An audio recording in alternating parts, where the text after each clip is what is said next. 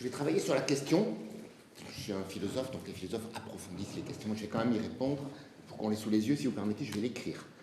Face à l'accélération technique. Alors, je n'écris pas très bien, mais suffisamment pour qu'on le voie. Face à l'accélération technique, de point, comment anticiper sur la vulnérabilité. Cette question, ce sujet, m'a été proposé après mon acceptation de venir. Et j'étais très mal à l'aise, je suis très mal à l'aise avec ce sujet. Et pendant que je rédigeais le mail pour me désister, je me suis dit non, il mérite mieux que ça. Je trouve cet espace et la revue française d'éthique appliquée, c'est une très bonne initiative qui m'a l'air moins verrouillée académiquement et claniquement que les autres. Donc je me suis dit non, je prends mon courage à deux mains et je vais dire ce que je pense réellement. Et pourquoi je suis mal à l'aise dans cette question. J'aurais pu la traiter comme un sujet de concours avec une rhétorique vide et formelle, mais vous seriez terriblement ennuyé.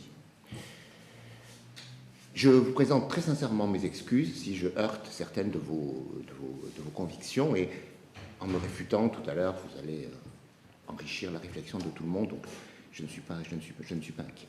Mon angle d'approche a ceci de particulier que je suis un spécialiste de rien, et je fais attention d'être un expert de rien, surtout pas d'éthique.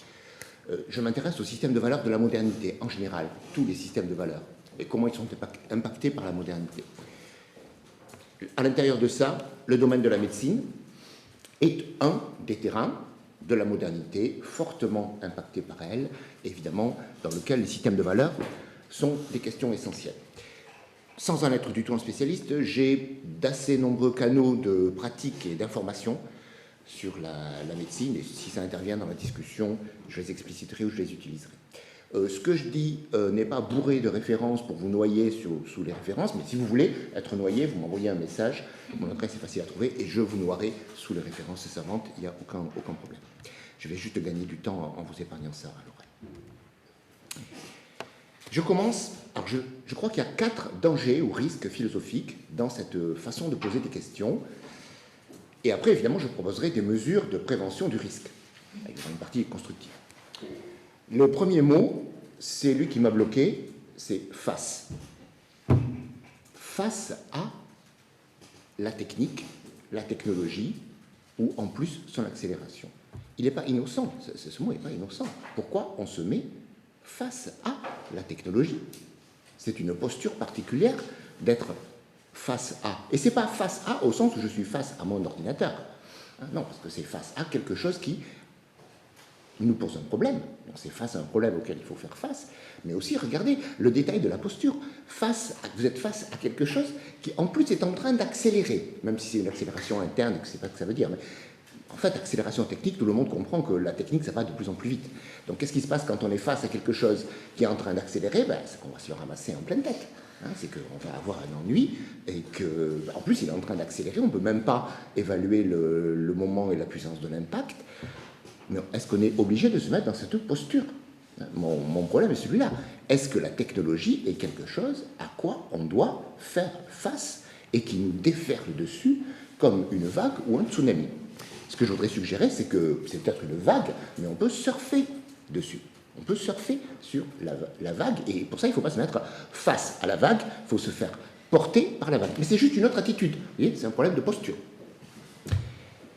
Quand on répond oui, on est face à la technologie et elle nous déferle dessus comme une vague et on s'en prend plein la tête, c'est qu'on est dans une position qui est hyper majoritaire, particulièrement dans l'espace francophone et en France. C'est une position que je vais appeler technophobe. Vous avez tous fait du grec, ça veut dire qu'il y a peur de la technique. Et le problème, quand on a une préposition, une posture technophobe, c'est que ça préconditionne la réponse à toutes les questions. Donc pour la plupart des philosophes technophobes de la technologie, c'est la grande majorité, on peut savoir ce qu'ils vont penser de tout, ils vont être contre tout, et on peut s'intéresser aux variantes pour lesquelles, selon leur agenda, je vais en parler dans un instant, ils sont contre. Un programme technophobe, ça pose un problème philosophique, a priori, d'orientation.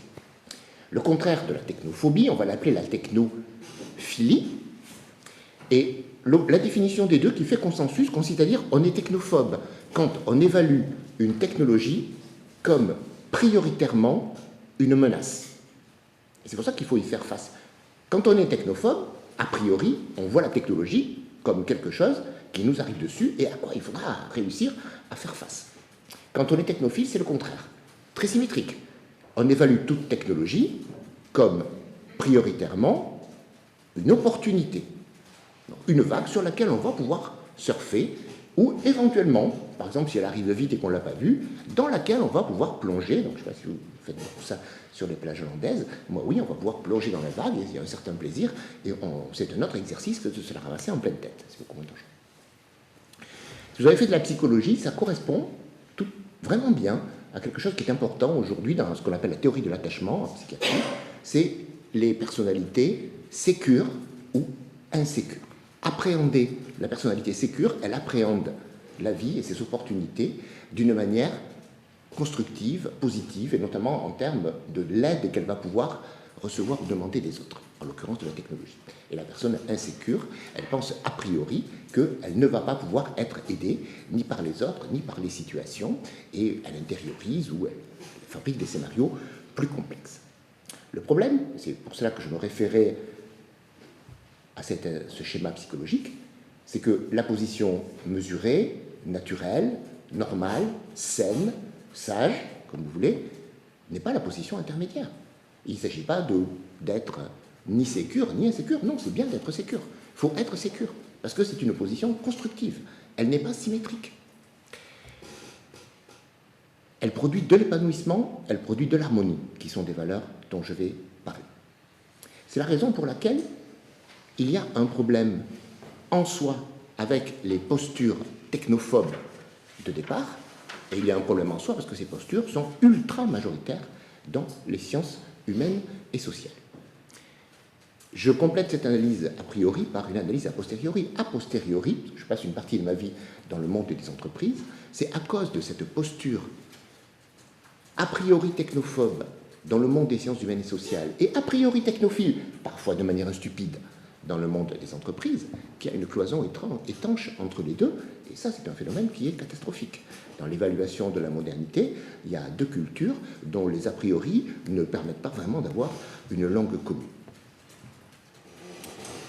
Résultat, un problème de posture, et on ne voit pas qu'on prend une posture qui prédétermine sa réflexion, en particulier dès le mot face à l'accélération technique.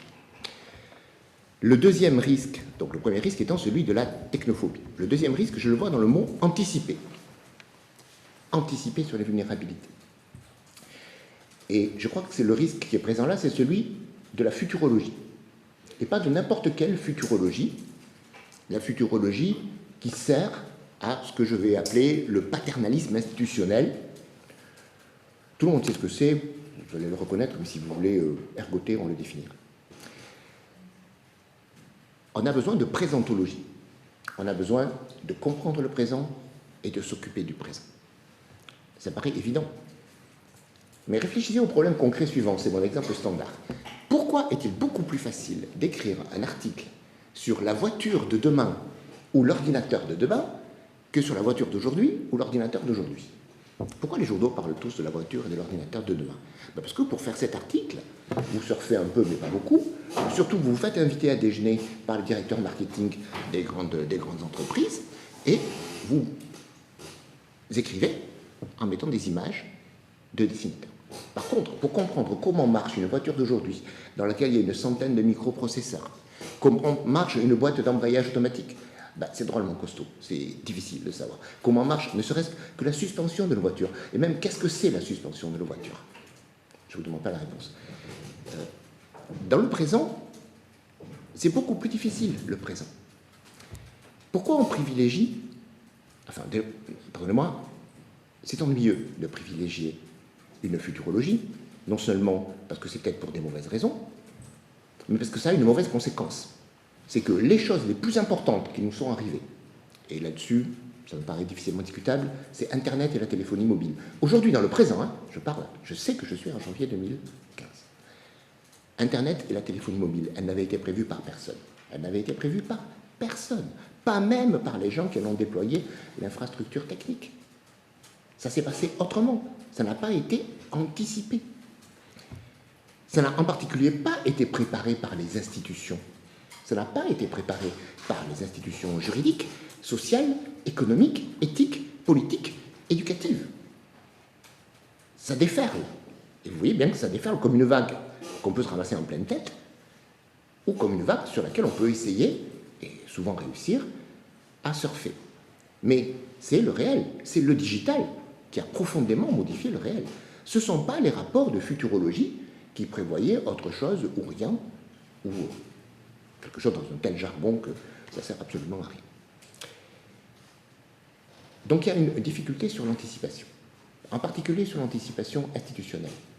Et une difficulté, je ne sais pas si vous le sentez venir, qu'on va contourner.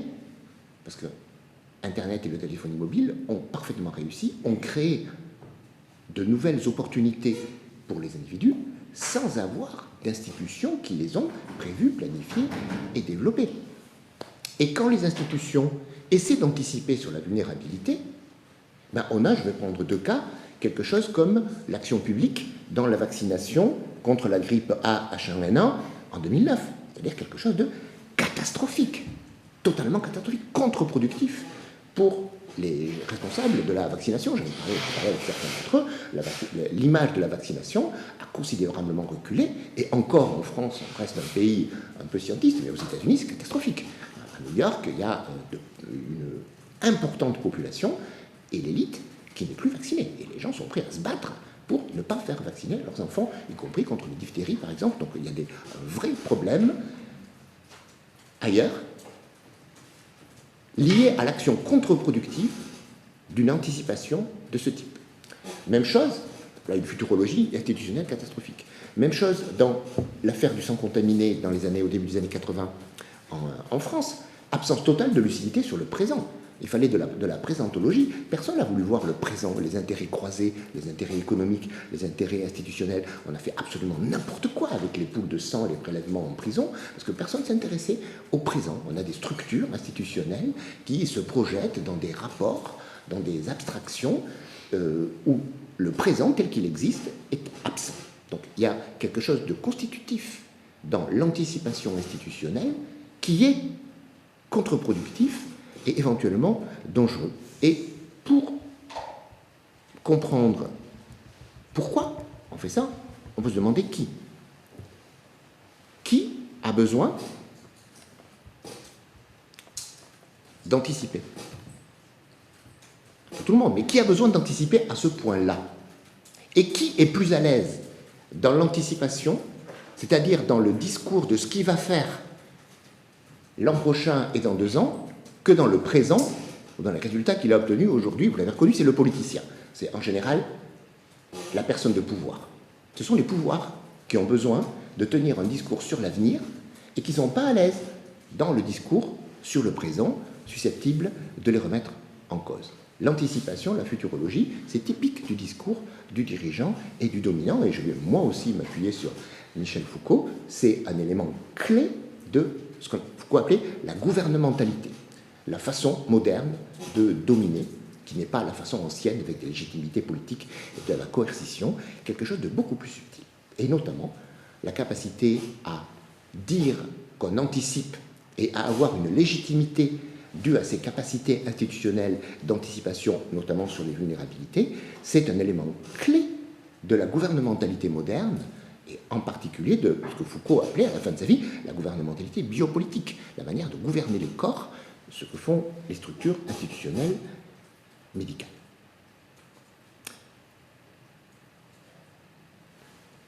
Bon, je pense avoir été assez clair, puis vous interviendrez tout à l'heure si vous voulez des précisions. Il y a un lien entre la posture technophobe, point numéro 1, et ce problème de gouvernementalité par la futurologie, dans les institutions, le point numéro 2. C'est que qu'est-ce qui s'est passé dans le grand événement, l'Internet, le digital, la téléphonie mobile?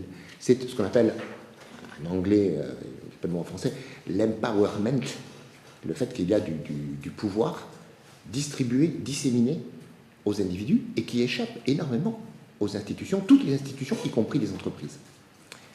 Ça veut dire que le problème que la gouvernementalité institutionnelle doit traiter, c'est que le pouvoir lui échappe à cause du nouveau type de technologie et du fait que ce nouveau type de technologie, ce n'est pas le Minitel centralisé à la française que Énarque et Polytechnicien nous avaient préparé, c'est un Internet qui est complètement différent et qui a des principes complètement différents et qui échappe aux institutions.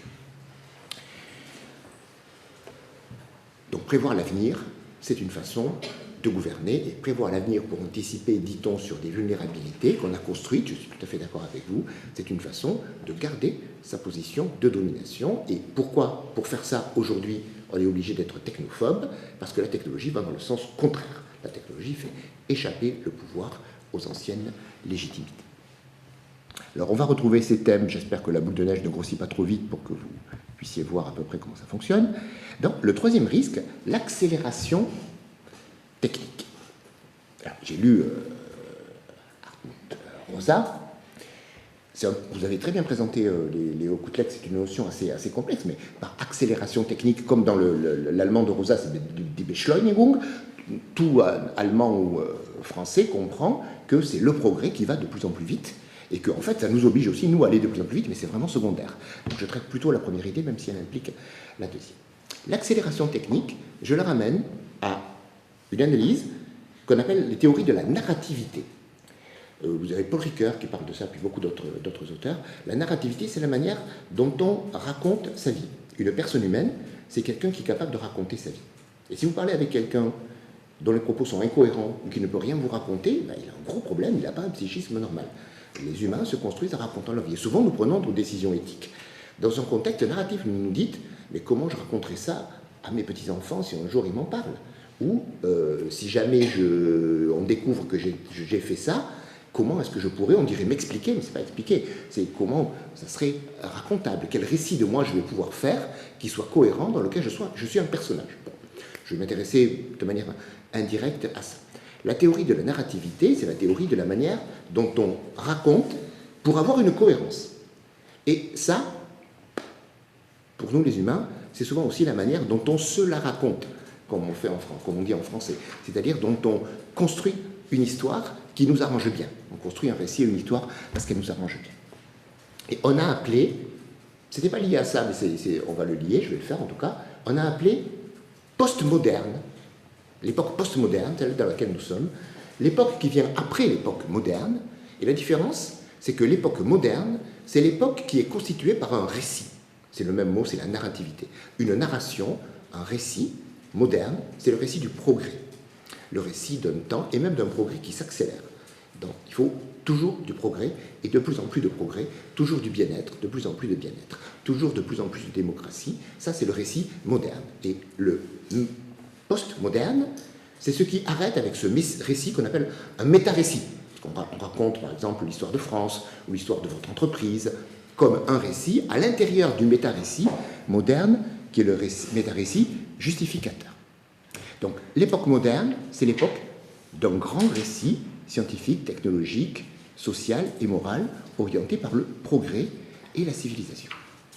Les cultures digitales, les nouveaux systèmes de valeurs sont postmodernes au sens où ils ne s'appuient pas sur le même type de méta-récit, pour le même, même s'ils ont des récits, et même beaucoup, pour le même type de légitimité. Ils ne cherchent pas leur légitimité dans un méta-récit. Ils ont l'époque postmoderne, disent les gens qui travaillent là-dessus depuis les années 70, a déconstruit les méta-récits et la légitimité qu'ils donnent.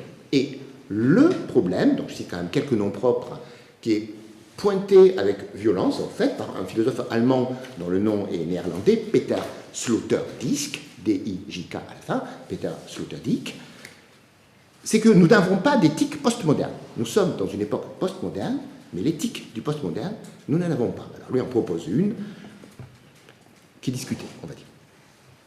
Donc, que font nos éthiques? Elles essaient de restaurer les anciens méta-récits. Ou bien le méta-récit positiviste, industrialiste, scientiste du progrès, ou bien deux grands méta-récits alternatifs, le méta-récit marxiste et le métarécit religieux, ou plutôt les métarécits religieux. On est à la recherche, je résume la situation, époque postmoderne,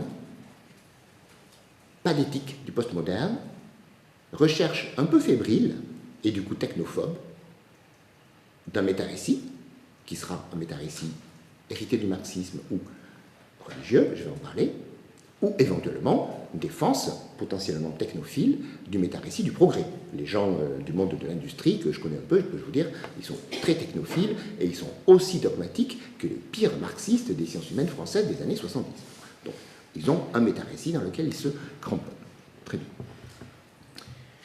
Quel rapport avec la notion d'accélération? C'est que la notion d'accélération fait partie, pour moi, d'une façon de se raconter notre époque, qui a des valeurs de l'ordre du métarécit du progrès, mais pas concrètes. Alors, on n'aura pas le temps de le faire, parce que je ne vais pas dépasser mon temps de parole, et on peut le faire. Il faudrait prendre un cas concret. Des choses chez Rosa ou chez qui vous voulez. Qu'est-ce qui accélère? On n'a pas accéléré nos déplacements. Les voitures n'accélèrent pas, elles ralentissent, si vous roulez dans Paris. Et une voiture passe nettement plus de 90, parfois 95% de son temps, à l'arrêt. Les voitures ne roulent pas, c'est bien un problème. C'est pour ça que c'est stupide d'avoir une voiture. On croit qu'on roule vite, mais pas du tout. La moyenne, les voitures roulent très peu, et en fait, très lentement. Les gens font tout très vite, c'est pas vrai. Ils passent une partie incroyable de leur temps à faner devant la télé, ou à traînasser devant la télé, ou à surfer comme des légumes sur Internet en déplaçant à peine la souris. Ça n'accélère pas, en fait, il peut y avoir quelque chose dedans qui accélère, mais non, ils sont plutôt ramollis par rapport à d'autres types de modes de vie dans lesquels il y a des temps d'action, des temps de repos, et un autre rythme. On peut discuter du rythme, mais l'idée qu'il y a une accélération globale et qui nous est imposée me paraît très contestataire. Elle correspond à un agenda dont je vais parler. Mais le problème, quoi qu'il en soit, c'est qu'on n'a pas de référentiel. Vous avez fait un minimum de physique pour parler d'accélération, pour pouvoir définir une vitesse avec des positions. Ça, on n'a pas. Donc, on va se donner les repères qu'on veut pour avoir une accélération ou un ralentissement ou quelque chose de statique. Et par exemple, en économie, tout le monde fait facilement ça. On arrivera toujours à trouver des repères pour faire apparaître un déplacement dans le sens qu'on veut, ou une accélération, ou un ralentissement, parce qu'il n'y a pas de référentiel qui permette de mesurer l'accélération de la technique dans l'absolu.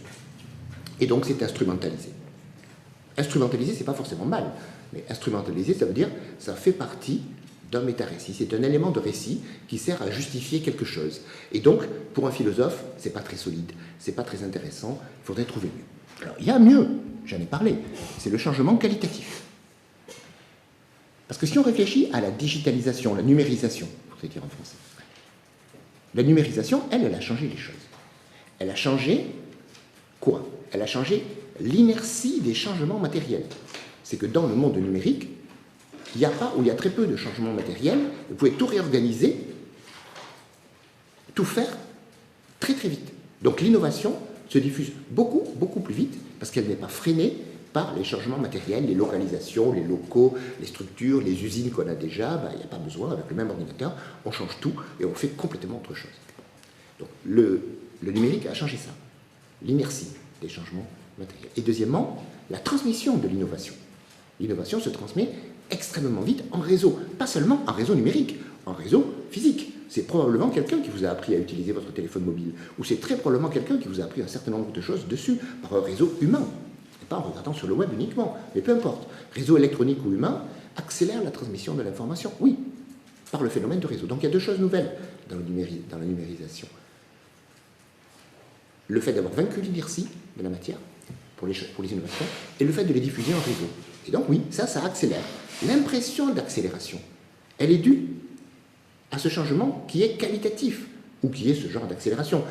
On peut l'appeler accélération, ça ne me gêne pas, mais ce qui est intéressant, c'est que c'est un changement qualitatif de l'émergence d'innovation et de la diffusion d'innovation.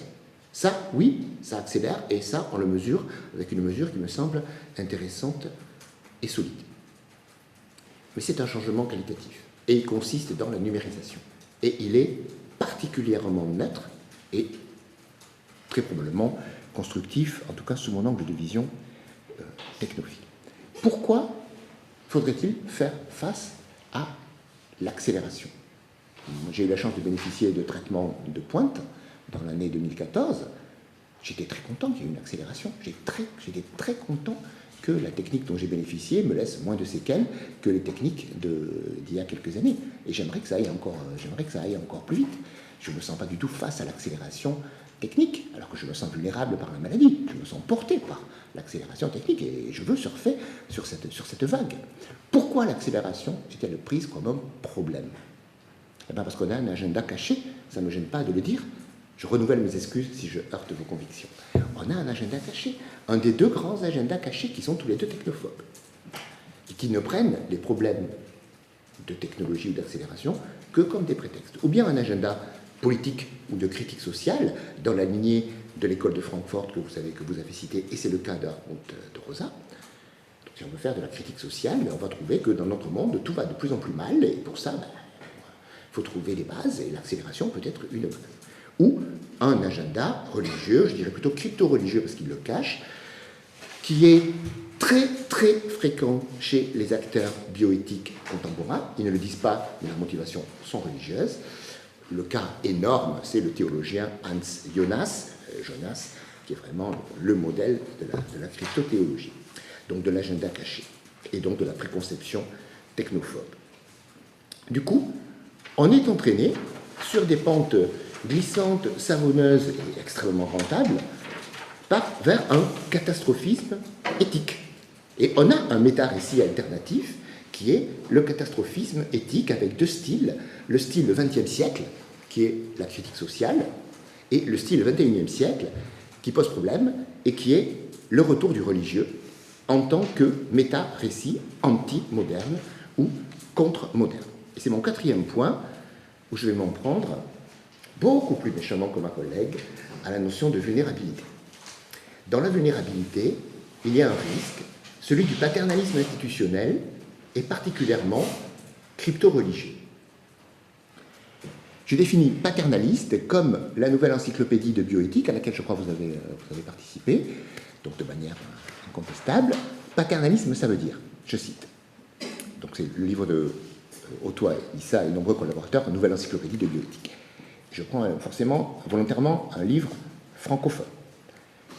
Le paternalisme consiste, en général, à traiter autrui conformément à ce que l'on estime, je rajoute soi-même, être le bien d'autrui, en subordonnant à ce bien les préférences éventuelles exprimées au nom de cet autrui. Ça me paraît trop compliqué. Moi, j'ai eu besoin de lire plusieurs fois la phrase. Parce que c'est un peu gênant à dire. Ça veut dire, je vais traiter autrui en lui faisant ce que moi, je crois être son bien, plus que ce que lui croit être son bien. C'est ça que ça veut dire. En subordonnant à ce bien, donc ce que moi, je crois être son bien, les préférences éventuelles exprimées au nom de cet autrui. C'est terrible. Ça, c'est une domination, je suis prêt à me battre pour ça, intellectuellement. C'est un principe de domination qui est liberticide, qui est le contraire de ce que, en tout cas, moi, j'entends par éthique. Un dominant qui veut substituer ce qui est le bien pour lui à ce que la personne elle-même pense être son bien, c'est le contraire de la démocratie, de la liberté et de, en gros, les valeurs pour lesquelles je suis prêt à me battre, et pas que intellectuellement, éventuellement. Contre ça, ben oui, dans les deux camps, le camp nord-américain, si vous voulez, ou anglophone, mais en premier lieu, un principe d'autonomie. Et même pas en premier lieu, en premier, en deuxième et en troisième lieu. L'autonomie de la personne, le soin de soi, dans le soin, est clé.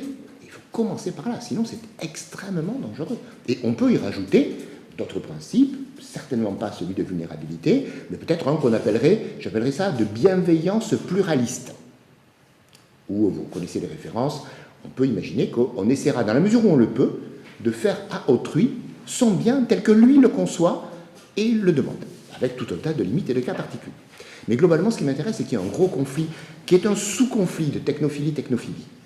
Il y a un gros conflit, qui est un sous-conflit de technophobie, et c'est le conflit entre autonomie et vulnérabilité. C'est un gros conflit. Il ne faut pas se le masquer.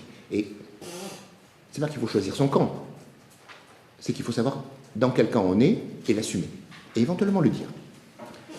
Parce qu'il y a une véritable menace, de retour du religieux. Et je précise, je ne peux pas vraiment le démontrer, mais il y a une véritable menace de retour du religieux. Et je précise, je ne peux pas vraiment le démontrer, mais il y a une véritable menace de retour du religieux. Et je précise, je ne peux pas vraiment le démontrer, mais J'ai écrit ça le matin du 7 janvier, vers 7 heures du matin, avant les événements de ce jour-là.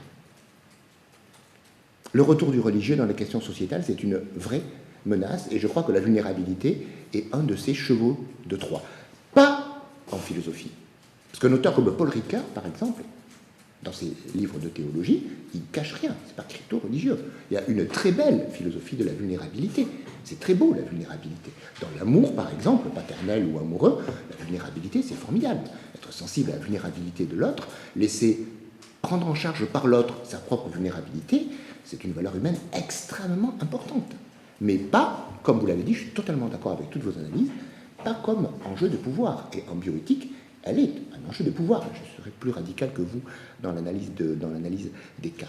Le paternalisme moral qui s'autorise de la vulnérabilité me paraît devoir être combattu, et au nom de grands principes, mais bon, ces jours-ci on sort tous nos grands principes, donc j'avais prévu de le faire, mais je me sens d'autant plus à l'aise.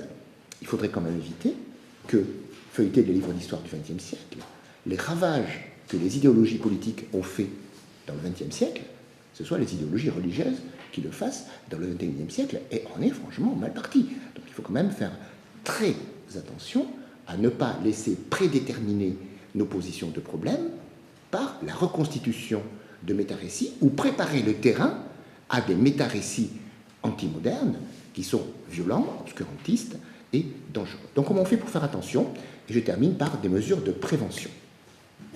En fait, c'est ça que j'aime faire. C'est des choses constructives, positives et surtout non confrontationnelles. J'ai fait un gros effort sur ma nature profondément non confrontationnelle pour réfléchir de manière critique, mais sinon je ne venais pas. Bon, c'est trop tard pour vous de me dire vous auriez mieux fait de ne pas venir. La première mesure de prévention que je vous propose, c'est des éthiques du soi, de l'autonomie, de la consistance. Et bien sûr que ça marche mieux en anglais, self-care, self-reliance, ça marche mieux en anglais, mais je vais parler français. Le souci de soi, notion de Foucault, mais aussi notion des éthiques anciennes, le soin de soi, c'est des fondamentaux.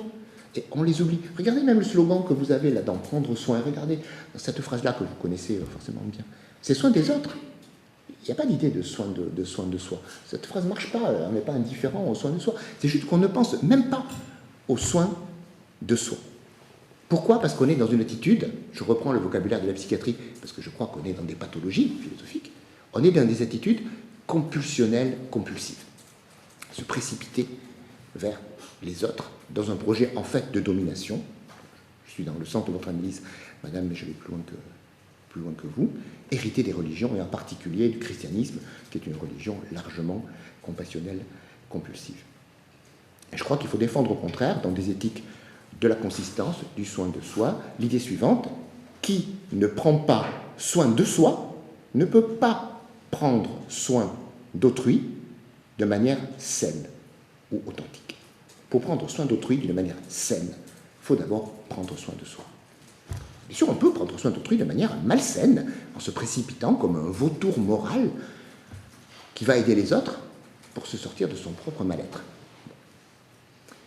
Et pour ça, il y a un exemple qui me plaît beaucoup, qui me frappe chaque fois que je vais à des colloques, c'est dans l'avion.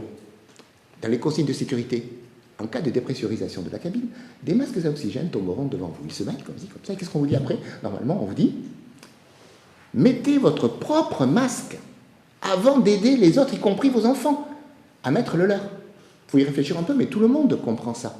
Le compulsionnel, compassionnel, compulsif, qui se précipite vers les autres pour leur mettre leur masque, il va juste mourir et il ne va pas aider les autres. Si on veut aider les autres, il faut commencer par mettre son masque et avoir de l'oxygène, être capable de prendre soin de soi, qui met en posture pour prendre soin des autres. Ça me paraît une très très belle image. Deuxième mesure de prévention de ce type de risque, globalement, l'idée d'accompagnement éthique des technologies. C'est là que si vous voulez être noyé sous la littérature, vous verrez que la notion d'accompagnement, mais elle est présente chez Gilbert Rotoy déjà, est une notion très présente aujourd'hui, notamment dans la littérature anglophone. Peut-être qu'on demande aux philosophes, peut-être qu'on demande aux éthiciens, aux comités de bioéthique, d'accompagner les technologies, pas de leur résister, d'avoir une mission beaucoup plus humble, de conseils, d'explications, d'informations, de l'intérieur, et pas d'une opposition dominante, en n'essayant pas de construire un mur contre le tsunami, mais d'apprendre à faire quelque chose avec l'énergie de la vague. Évidemment que c'est une préconception technophile, mais dans la vie courante, à peu près tout le monde, sauf les chercheurs fonctionnaires en sciences humaines, nous sommes technophiles. Nous appréhendons l'innovation comme quelque chose qui va éventuellement pouvoir nous apporter quelque chose, et nous allons voir et nous essayons. Et après, éventuellement, après avoir regardé un peu ce que c'est que Facebook, on décide que non, on ne veut pas de compte Facebook, ou qu'on ne veut pas de smartphone, ou qu'on ne veut pas de nouveaux types de voitures. On est allé essayer, et on a trouvé la température de l'eau un peu froide, où on a de bonnes raisons, ou une bonne analyse, mais on a une évaluation active qui n'a pas réussi à établir une harmonie avec la nouvelle technologie, tout en ayant essayé d'établir cette harmonie. L'idée de recherche d'harmonie est très importante là-dedans. Accompagner, c'est entrer dans le mouvement, entrer dans l'énergie de la vague. Mais ça peut être comme l'aïkido, ça peut être un mouvement justement des arts martiaux de self-défense, où on ne s'oppose pas frontalement, mais on va quand même mettre l'adversaire à terre, le dissuader d'attaquer et éventuellement le mettre hors de combat. Mais pas en faisant front, au contraire, en rentrant dans son mouvement et éventuellement en réorientant son mouvement. Même si c'est, je dis aux parents, ne heurtez pas Facebook en face, vous allez perdre. Mais faites de l'aïkido avec Facebook. Rentrez dans son mouvement, y compris dans cette violence, et poussez-le, et terminez par un mouvement, un blocage, une clé, une projection, quelque chose qui ressemble à des arts martiaux. Donc une attitude non confrontationnelle. Et le dernier, troisième style de technique de prévention, c'est mon axe de travail principal actuellement, réfléchir à l'ordinaire, le quotidien, les technologies ordinaires. Ce qui fait la puissance de la téléphonie mobile, c'est que vous en avez tous un, nous en avons tous un. Ce qui fait la puissance de l'informatique, c'est qu'il y en a partout, il y a des ordinateurs dans toutes les maisons. C'est que ce sont des objets ordinaires.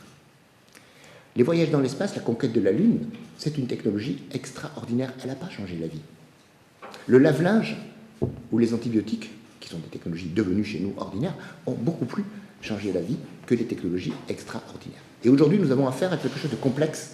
Ce sont, avec l'ordinateur, le téléphone mobile et tout le numérique, des technologies extraordinaires, qui sont devenues pour nous ordinaires.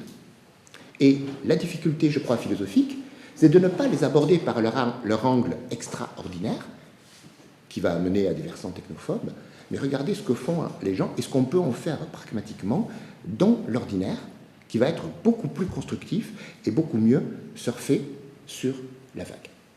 Donc finalement, je donne une réponse un petit peu développée à cette question, que je résumerai à qu'est-ce qu'on peut faire, pour la poser en d'autres termes, qui serait, on pourrait développer chez les individus humains, et je rajoute tout de suite, à commencer par soi-même, parce que les humains ont une propension mais incroyable à s'occuper des autres, et comme par hasard, ça correspond au fait qu'ils les dominent.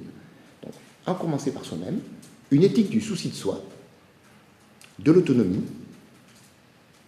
et ça, donc, développer d'abord chez soi-même une éthique du souci de soi, mais après, ça veut dire aussi chez les autres. Quand j'ai mis mon masque à oxygène, pas laisser les autres étouffer. Mais comme j'ai le mien, je peux aider les autres à mettre leur masque à oxygène. Qui permet, cette éthique, ça permet d'accompagner l'éthique autonome, l'innovation.